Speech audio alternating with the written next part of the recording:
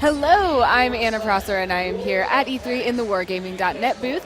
I'm sitting here with Nicholas, the military expert for Wargaming.net. We've spoken with him a couple times, but right now he's going to give me a little bit of a history lesson using the American tanks and the American tank tech tree in World of Tanks. Right, so where we're going to start is right at the very start. So if the stream is showing the garage right now, I have the tech tree up, and the very first tank that you start with is the T1 Cunningham. Now, when World War I was going on and the Americans sent an expeditionary force over to Europe, they had no tanks of their own. They had no choice. They had to buy tanks from France or Britain. The British tank they brought back, they turned it into the Mark 8 International. The French tank became the FT-17 by Renault, and that was built by Ford. Now, the problem was that Ford took a look at it, and the engineers looked at this little FT-17 and they looked at the plans and said, what the hell is this word? And the word was millimeter. They had no idea what a millimeter was, or at least they couldn't, their rulers weren't in millimeters, so they actually had to change the design of the tank a little bit to become imperial, and everything's in inches, so it's not an identical clone. But that was made by Ford. The Americans then went to a car company, Cunningham & Sons, out of New York, and this was the awesome first American tank, and they built like 7 or 8 of these things, can't recall off the top of my head. Almost every single one was different, and it was a terrible tank. So by awesome you meant not awesome. Yeah. But the great thing about it, though, is it gave the Americans some practice at just putting steel on steel together. Okay. Where do you start? I mean, it wasn't even a training vehicle for tactics as much as it was just for construction purposes. How do you make a tank? Now, eventually they tweaked it. The suspension came, this was a T1E6 suspension, and then they built a T2 Light. Now, this is all happening in the 30s. Not much money for the Army in the 20s and 30s. Okay. Eventually, World War II is starting to loom on the horizon, and they had the M2 medium tank became the standard tank of the US Army, and it entered production. And as you can see, they put machine guns on it everywhere. You can never have too many machine guns. You know, I was just talking to the Colonel Antle? Yeah, yep. You knew him, I did. Which was so cool. I was just talking to him, he said the only thing better than one tank is 2 tanks, so I guess that's true for machine guns as well. I would be inclined to agree, unless you're trying to actually command a tank. Because what you have in here now is you have, the commander sits up here and he's got a gunner in there with him. Okay. And then you got a machine gunner here, and you got a machine gunner here, and a machine gunner here, and a machine gunner here, and you got a driver in here as well. And sometimes the driver, these little 2 ports here, they're for more machine guns. Wow. For the driver to play with. So while everybody else is trying to aim, he's turning the tank sideways and sideways trying to hit something, and it's not working. So this was a monster tank to try to command. Later on in life, the Americans went to the M3, and this had exactly the same problem. You had 3 guys in here, the commander had a machine gun here, you had a couple of gunner, loader, and again you have fixed machine guns for the driver to play with and basically annoy the hell out of everybody else. Americans, when they went into World War II, they had no idea how to build a solid, proper tank. This was just a stopgap. In the game, a lot of people don't like it. It's actually a very respectable gun, good respectable armor, it just looks hideous. And by the way, since the gun is mounted in the hull, it'll only go a certain amount. Ah, right. So what were the motivations? I mean, moving from that tiny first tank that we saw, changing the suspension, of course adding more machine guns.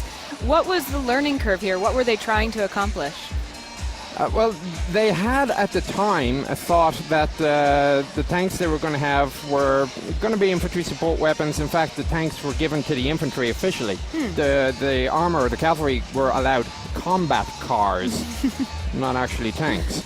But after they saw how quickly the Germans overran France and the Low Countries, they realized, oh dear, maybe we're doing this wrong and we need something bigger. And so they very quickly, how do we get a big gun onto this tank? And that's how you ended up with the M3, because they couldn't make, with the riveted construction, they couldn't make a turret big enough to hold a 75mm gun. So whilst they learned how to build the hull, they shoved the 75 here. An interim tank. This was something to keep them going and to give them a chance against the German tanks. And the British liked it. The British got it first. They call it the Lee or the Grant, depending on which version. And it actually did fairly well. It gave you an even fighting chance against the German tanks. And more importantly, it had a very good high explosive round for dealing with the anti-tank guns. Very nasty in the desert. I have to say, I hate deserts. The Army keeps sending me to deserts. I don't know why. The Army keeps sending me to deserts. I live in a desert in Phoenix. I don't understand why people would go out there and settle. But, you know, it's a nice city. How do you end up there? Gaming. I work for Team Evil Geniuses. Little plug there. Team Evil Geniuses. Well, fair enough. So anyway, eventually they figured out, okay, we can now make a hull big enough to mount a turret with a cannon. This year, a little 75mm cannon. And when it came out, this was an absolutely fantastic tank. It had a little vertical stabilizer, at least theoretically it worked. So tell me, what's a vertical stabilizer? All right, what a vertical stabilizer does is a little gyroscope inside the tank. So as the tank is bouncing up and down over rough terrain, the idea is that the gun stays relatively still. Oh, that makes sense. At least it's not good enough to shoot on the move, but at least it's enough that you can still see where you're supposed to be looking, and then the tank stops and you get a quicker shot. Okay. In actuality, it worked better in the advertising paperwork than it did in real life, like many things, I have to say. Is that a little shovel on there? It is. Very important because there is a lack of toilet facilities on the average battlefield. Really? Yes. So, in order to be nice and hygienic, you dismount your tank and appropriate your shovel, dig a little hole, do your business, close it up. I mean, there are other things you can do as well. You can take an empty shell casing and use that, or these days an MRE bag. I would never have assumed that's why they included the shovel on that tank. Well, there are other things you can do with it as well, like if you get too much mud in your tracks, you can dig it out. Tanking is a hell of a lot of fun until your track breaks. And then your track breaks and you tell your loader to get out, and your loader will take approximately 25 seconds to fix the track, and you're back off into battle again. Unless it's a real tank, in which case you're stuck there for a few hours. But tanks are the civilized gentleman's way of going to war. Okay. So with the shovel, the infantry, they have to carry their own shovel, you see. For us, the tank carries the shovel for you. The phrase is, why carry a weapon when your weapon will carry you? I like that. There are other ones like death before dismount. These days, not so much. A lot of tankers are going in. We call them tankers without a tank. And I won't repeat what the acronym is, but I'm sure you can figure it out. The Canadians, they came up with this little guy called a ram, and you can see the suspension is very similar. They basically had a look at the British tanks and started building a few British tanks like the Valentine, and then they realized that they can get a lot of the parts just as easily from America because it's right next door, the US. And so they built them up in Montreal, and this little ram tank was the first cross-Atlantic tank that had the turret, little 2-pounder or 6-pounder cannon, and little machine guns. They ended up taking it off and calling it the Kangaroo, as an armored personnel carrier. The Canadians always seem to call their tanks after animals. So you have the Ram, you have the Kangaroo, you have the Grizzly, which is basically a Canadian Sherman. You had the Wolverine, apparently was a Canadian name. But the Canadians don't get enough credit for their tank design. The Sexton was another excellent self-propelled piece that the Canadians just do not get any credit for. Other nations tried as well. Australia built the Sentinel tank, the Australian Cruiser 1. Actually a pretty good tank, just never saw combat because by the time they actually were in the fight, they had lots of American tanks to spare. And it was American production that really was the highlight of American tank industry. Doesn't get enough credit at all. So the reason that these particular nations are included in this game is because they're the most prominent, they had the most prominent tanks? Well, you can't really have a World War II game without Germany. Right. There is something about the German tanks that everybody just loves to see. I mean, we love to see the Panther tank, we love to see the Tiger tank, or at least hear about it. And they were very, very good tanks, possibly a little bit over-engineered. I mean, why do 80% of the job with 100 parts when you can do 85% of the job with 300 parts? Led to some liabilities. The Americans, of course, the standard workhorse of the Western Front, and the Russians, with all their T-34s and ISs, they were the standard workhorse of the Eastern Front. The French we threw in because the French are never given quite enough credit for their tank designs. They're always very innovative, and people don't realize the French invented the tank. Really? Everybody out there is going, no, it was the British with Little Willie. Well, the thing is that the British got theirs produced first, but the French and the British weren't really talking to each other. It was all really, really secret. And so the British got their tank out first, just before the French got their tank out, but the French had actually developed theirs completely independently to the British, which is why the British get all the credit and the French don't. What the French did do is they had the first modern tank with that little FT that we saw right at the very beginning. Right. With the fully tracked chassis. The real innovation was a 360-degree rotating turret. This was the first tank to have that. You have the engine in the back, the driver in the front, crew in the middle. And with very few exceptions, every tank ever since has followed this design built by the French in 1917. Wow. The other, of course, big innovation was the oscillating turret. Usually the gun is mounted separately to the turret. What the French have done, though, is they actually put the gun into the turret, and the entire turret will move up and down around its hinge. Oh. And it has some advantages. For example, you don't need to have room. When the front of the gun goes down, the back of the gun has to go up. But if it's mounted to the turret, you don't need to have room in your turret roof, so you have a lower, harder to hit profile. The downside was that it was impossible to seal for nuclear or chemical warfare, and that was considered to be a big deal. And they also had some difficulty getting the correct level of armor protection. That basically killed it for anything other than a light tank like this AMX 13, because if it's a light tank, you don't care about armor protection anyway. Is that something that's reflected in the game? If you hit this tank in particular areas, it will be weaker than others? If you hit this tank anywhere, it's going to be weaker than pretty much anything else. All right. This is a little light tank. The other neat feature about it has the autoloader. So what you have here are two little hatches that you can put ammunition in. It carries 6 rounds in a revolver, like a wheel gun, a 6-shooter from the Cowboys. And you push a button, and a little revolver will come around, and it'll roll around down the ramp, and then it'll get shoved forward into the gun. Cool. You could reload it from inside, but it's a lot easier to reload it from outside. And the advantage of this was that you could fire a lot of rounds reasonably rapidly, and most importantly, you didn't need to have a third crewman. The machine took the space of the third crewman, actually less space, which meant you could have a smaller turret, means you're harder to hit, less armor, and so on and so forth. Hours of fun.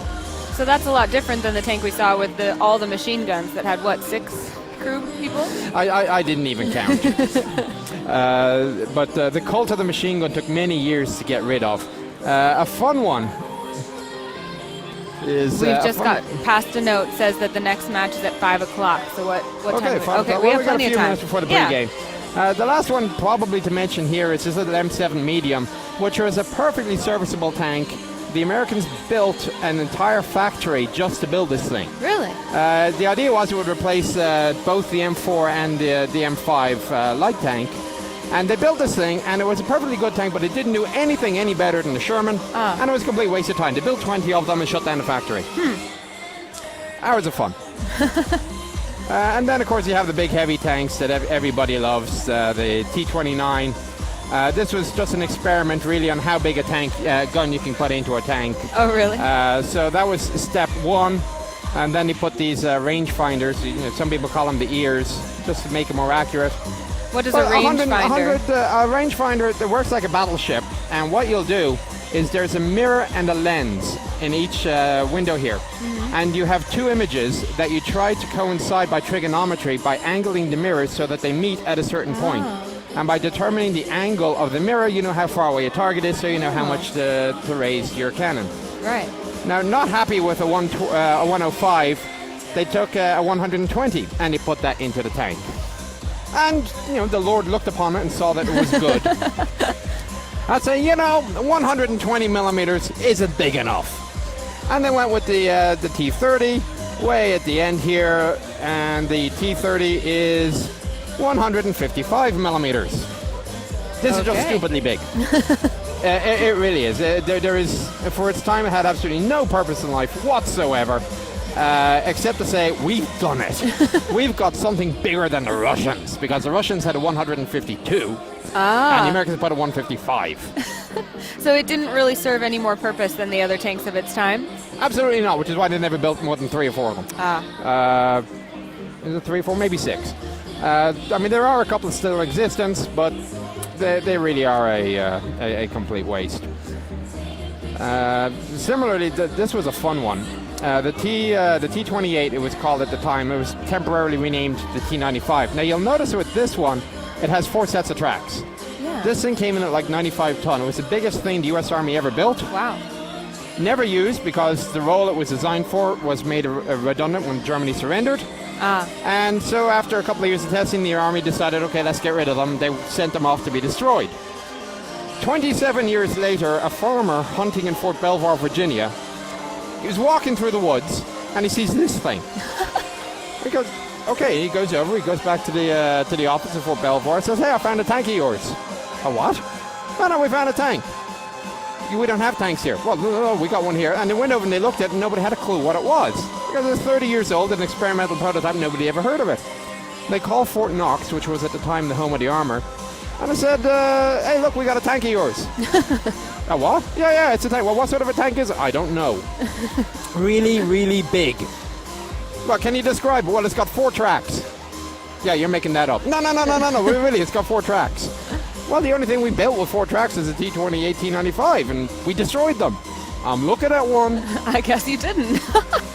So if anybody ever gives you slack about army bureaucracy or government bureaucracy, there you go. They lost a 100-ton tank or a 95-ton tank for 27 years.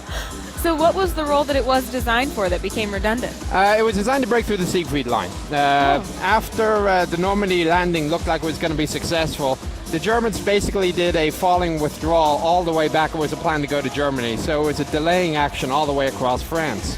And the Siegfried line was basically a whole series of fortifications that they would use as a defensive position. And in order to break through the fortifications, they needed something really, really thick armor and a really, really big gun, which was T-28. Now what ended up happening was that, like most fixed fortifications, you can end up going around or through them. It's very difficult to rely on a fixed static defense. Note to players, camping does not work. Artillery will make you pay. I just had to get that in. So what happened was, this was impossible to ship overseas anyway. It was 100-ton. Right. So by the time they actually built it, let alone shipped it anywhere, they had broken through the Siegfried line. They're running over Germany. That was the end of that. So they used it for testing and then threw it away.